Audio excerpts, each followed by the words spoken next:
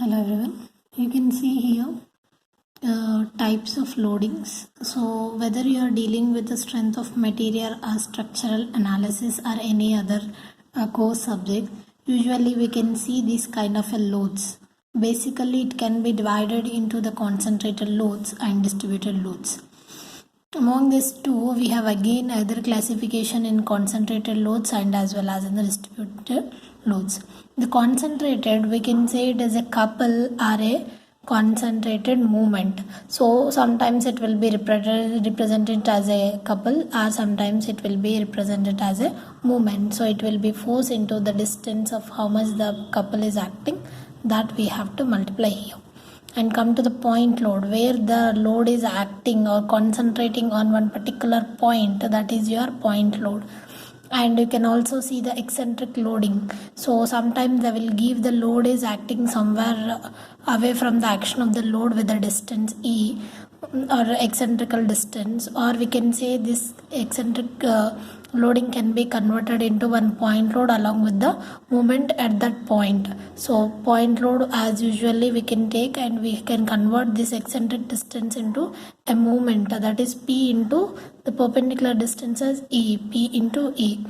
In this way we can also write the eccentric loading. And axial loads, so on the axis of the beam the load is acting, whether if it is a column also, if it is a vertical there is a column, the load is acting in the vertical direction, that will be called as an axial load. So with respect to the axis of the beam or axis of the subject, it will be acting, so will not get any kind of a movement in these cases.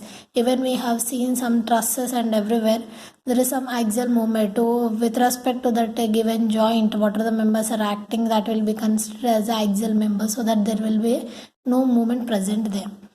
And the distribution loads, these are the concentrated load, here it is a distributed load. So we can see already we have know about the UDL and UVL, same like we have UDM also, uniformly distributed movement. That movement will be, for example, 1 kilonewton meter of the movement will be there, that will be distributed over the entire length, so that is M.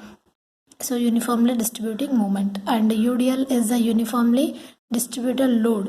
So usually we can represent in this way, but it is exactly represented with respect to this W kilonewton over this. So it is a distribution in the form of a rectangle uniformly distributing over the load.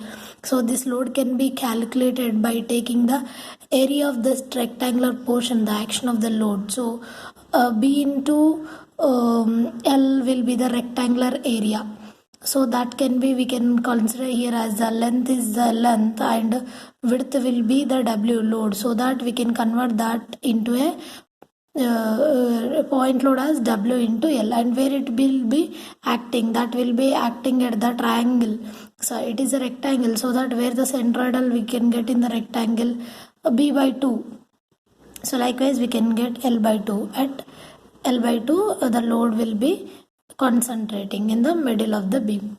So similarly for the varying load, this is a triangular portion, so simply you can take half into B into H is the area of triangle. Here it will be half into the B base is your length into the height will be the W. So WL by 2 is your load, converting this UVL into a point load. And where it is acting is CG, either 3 by B by 3 from the base or 2B by 3 from the base. From the apex it will be B by 3 and it is 2B by 3 from the base. Likewise we should also take the conversion of this UVL into a point load, and where it is acting at B by 3 or 2B by 3 with respect to the base and apex. And trapezoidal rule. Trapezoidal we can divide this into two segments like a rectangle and a triangle, or else simply we can say A plus B by 2 into H. Likewise we can convert this trapezoidal into point load as W1 plus W2 by 2 into that H. Here the length will be L.